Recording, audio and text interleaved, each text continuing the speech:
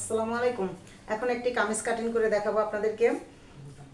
আপনারা আমি যেভাবে কাটিং করি, যেভাবে দাগ আগে মাপগুলো দাগ কাটি, সেই দাগগুলো খুব সুন্দর করে মাপগুলো খেয়াল করবেন, তাহলেই আপনারা নিজেরাই কাটিং করতে পারবেন। প্রথমত আমি লম্বার মাপ নিব। লম্বাটা যা থাকবে, ধরেন আপনার জামার লম্বা যদি 40 ইঞ্চি হয়, আপনি 42 নেবেন। তো এটা দেখুন, আমি এটা 44 রাখতেছি, এটা 42 লম্বা হবে। আমি 44 একটা দাগ কেটে নিলাম। তারপরে ফুট বলে এই কাদের এখানে, এটাকে ফুট বলে, এখানে আমি 7.5 নিলাম। এখানে 7.5 একটা দাগ কেটে নিলাম। তারপর 6.5 একটা দাগ কেটে নিব, এই যে শেপটা তোলার জন্য বগলের এখানে, বডি এখানে, এখান থেকে এখানে একটা দাগ দিয়ে শেপটা তুলে নিব। তারপরে বডির মাপটা নিব। দেখুন, যেহেতু এইটা 44 সাইজের বডি হবে, 44-এর 4 ভাগের 1 ভাগ হবে 11। এই যে 11তে একটা দাগ কেটে নিলাম।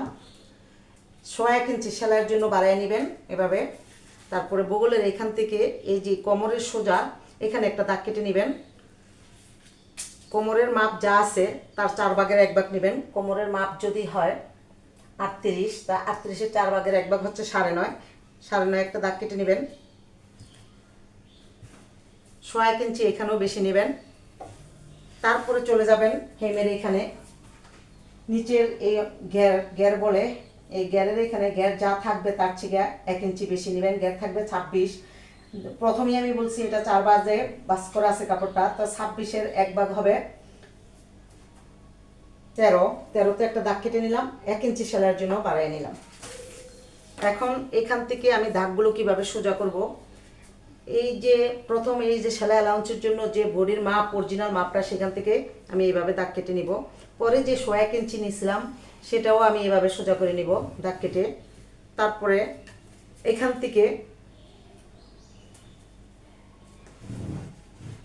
সাইড হেমের দাগগুলো সোজা করে নিব এভাবে মাপ মতো।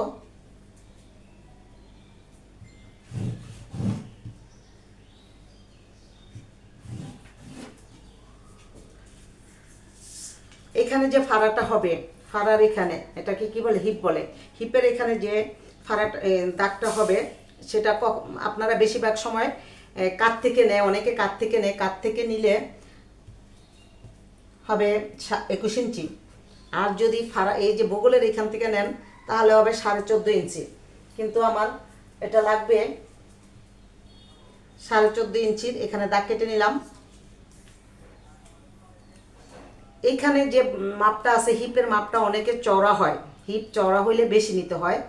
আবার বেশিরভাগ মানুষেরটাই বডিতে যা হয় তাই হয়। তো বডিতে এটা যা ছিল 11, এখানেও 11 হবে। এখানেও 11তে একটা দাগ কেটে নেবেন।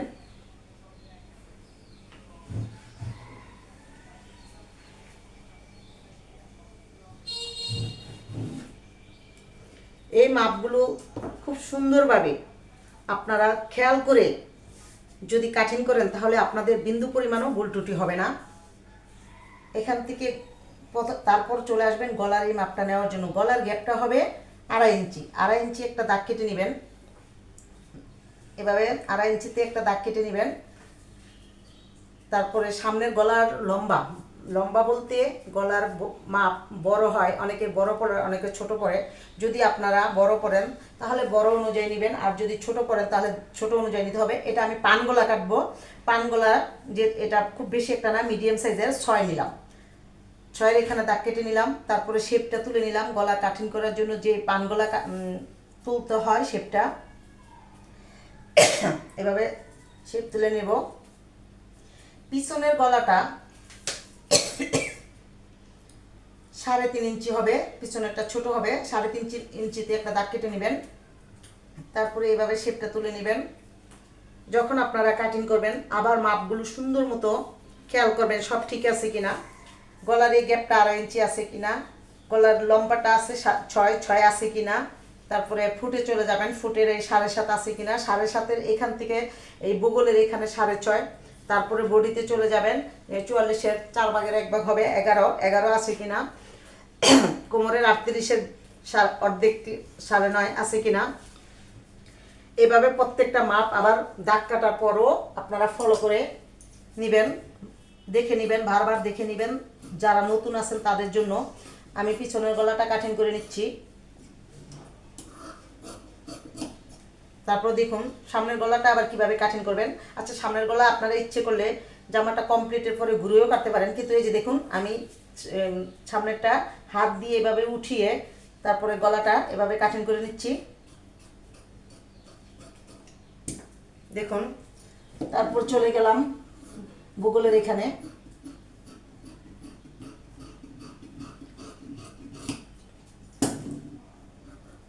দাগ অনুযায়ী দাগ সোজাসুজি করে আমরা কেটে নিব, যেহেতু আমি দাগগুলো আগেই সুন্দর করে দিয়ে নিচ্ছিলাম। এখানে যে হিপের এখানে যে মার্কিংটা, এটা কিন্তু আপনারা মনে করে এভাবে দাগ দিয়ে নেবেন। দাগ দিয়ে তারপরে এইভাবে করে নেবেন, টিক চিহ্ন একটা দিয়ে নেবেন যে এখানে। তারপরে কোমরের এই সোজাও একটা টিক চিহ্ন দিয়ে নেবেন, সেলাই করতে সুবিধা হবে। তারপরে এখানে যে বডিতে 11 রাখছিলাম, 11-র এখানেও একটা টিক চিহ্ন দিয়ে নেবেন। এরপর আপনারা যা করবেন, কাপড়টারে এইভাবে ভাঁজ দিয়ে একটু সামনের দিকে টেনে, এভাবে টেনে এই যে এখানে 4 পাটে আমি এই দাগটা দিয়েছিলাম। এখন আপনারা তালপাট কাটবেন, সামনের এইটাকে একটু তালপাট বলে, আপনারা এইভাবে শেপ করে তালপাট কেটে নেবেন, দাগ কেটে নেবেন। আমরা যেহেতু পুরাতন, আমাদের দাগ কাটা লাগে না, আপনাদেরকে বোঝানোর জন্য আপনাদের সুবিধার্থে আমি দাগ কেটে নিই। দেখুন, তারপর ঠিক এইভাবে পিছনেরটা ভাত দিয়ে সামনেরটা হাতের উপরে এভাবে রেখে আপনারা তালপাটটা কেটে নেবেন। তাহলে নিচেটা হাতটা রাখার অর্থ হচ্ছে নিচেরটা যাতে কোনো রকমে না কাটে, আর কাটলে তো সমস্যা, বুঝে নেই। এখন আমি গলাটা কেটে নিব। গলার যে পট্টি বলে এটারে, পট্টির কাপড়টা দেখুন, এই যে সাইডে যে যত কাপড় ছিল সেখান থেকে একটা টুকরা বের করে এভাবে ভাঁজ দিয়ে, এই দেখুন সামনের গলাটা, পান গলাটা এভাবে বসিয়ে এক পাট করে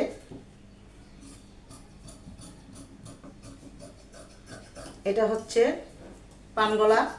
দেখুন পান গলাটা কীভাবে কাটিং করলাম। এটা আমি বক্রম দিয়ে গলাটা তুলব।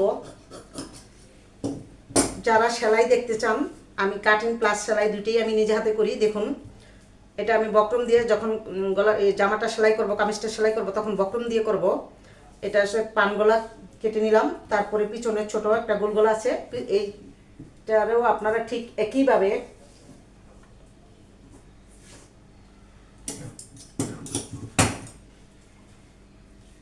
এভাবে টুকরা কাপড়গুলো দিয়ে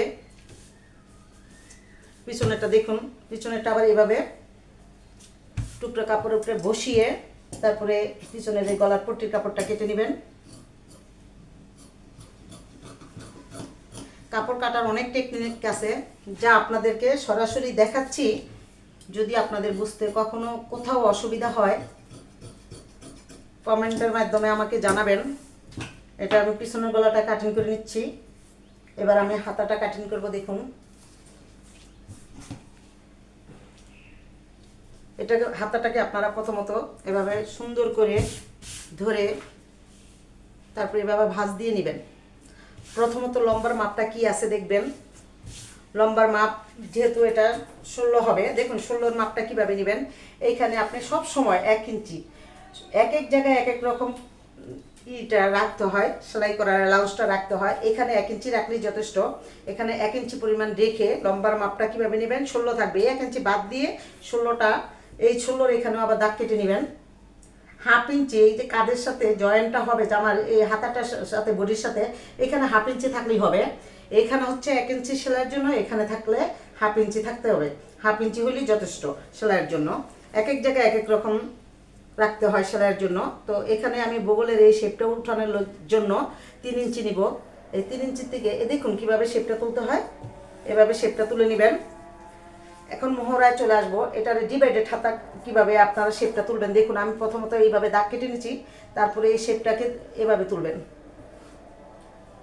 এটার একটা নির্দিষ্ট পরিমাণ আছে, কেউ বেশি পড়ে, কেউ কম পড়ে, কেউ 15, কেউ 14, কেউ 12, এক একজনে এক এক রকম করে।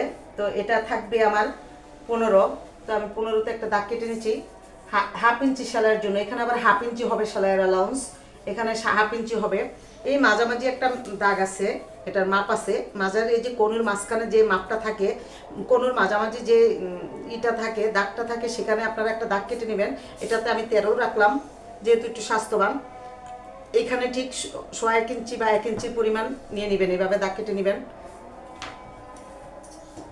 তারপর এভাবে প্রথমত আপনারা এই শেপটা কেটে নেবেন।